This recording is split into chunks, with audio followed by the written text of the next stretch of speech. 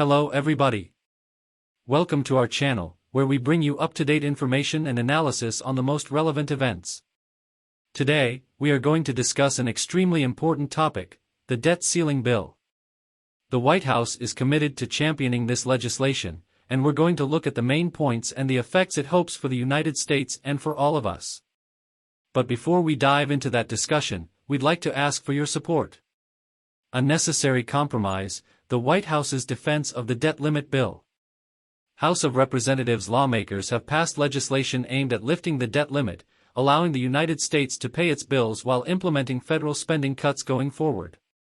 On Wednesday night, the Fiscal Responsibility Act of 2023 passed the House with a bipartisan vote of 314 to 117. According to NPR, the bill passed with just days to spare after concessions from both the sides.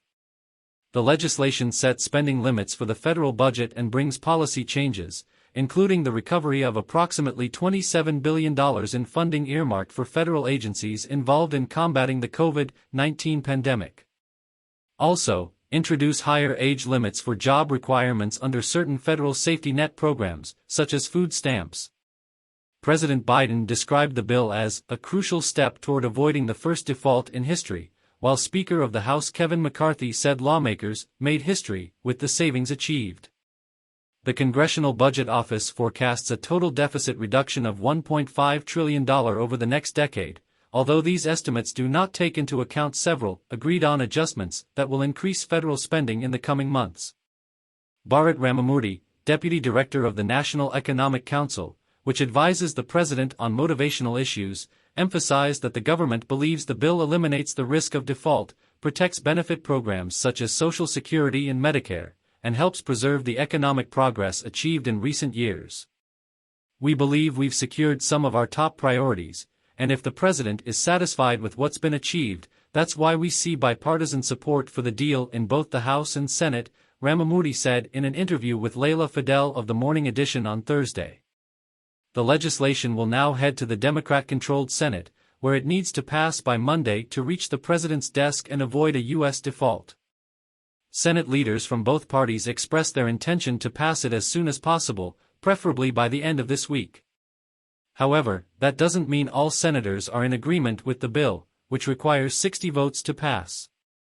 Some progressives, such as Senators Bernie Sanders, Independent Vermont, and Elizabeth Warren, Democrat Massachusetts, have criticized concessions related to work requirements, student debt payments, climate change and taxes on the rich. Ramamurthy said that while the government respects the views of all members of Congress, it considers the agreement reached to be fair and beneficial. As the President said, this is a compromise, and a compromise means nobody gets exactly what he wants, he added. Certainly, there are aspects of this deal where we share some of those concerns. This interview has been edited and shortened for clarity. Key highlights from the interview on the reversibility of concessions made at the very least, this opens up the possibility of changes in the future. For example, some of the funding reductions for the Internal Revenue Service, IRS, which we do not completely agree with, do not preclude the possibility of increasing funding for the department in the future.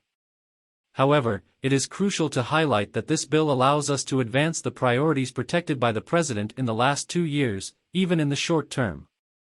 Regarding IRS financing, although there is a small reduction, the Treasury and the IRS are confident that, with the resources available, they will be able to provide a better service to taxpayers, intensify the inspection of tax evasion by the rich and big businessmen, that I try to avoid your tax obligations. On criticism that Biden shouldn't have negotiated anything, I understand those views. However, the President considered it important to definitively eliminate the possibility of a default.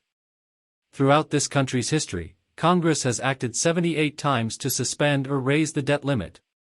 This is the infallible method for resolving the issue, and to achieve it, the President had to negotiate with his colleagues in the chamber.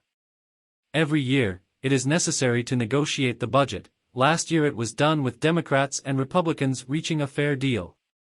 We believe that the agreement obtained by the President is very similar to the ones we reached in the past. On the bill's historical significance, I believe the important priorities of the President, as well as the Speaker, are reflected in this agreement. We believe that we guarantee a level of funding for home appliance programs. IQOS that allows us to continue to pursue our priorities. We are pleased to see continued funding for veterans' health care and preservation of Social Security, Medicare, and Medicaid, without cuts to these programs as initially proposed by Republicans. We would like to thank everyone for watching and following our content. We hope you found valuable information about the debt ceiling bill and understood the importance of this subject. Share with your friends. Your interaction is essential for the growth of our channel and for us to continue bringing relevant content like this. And if you haven't signed up yet, don't miss the opportunity to join our community.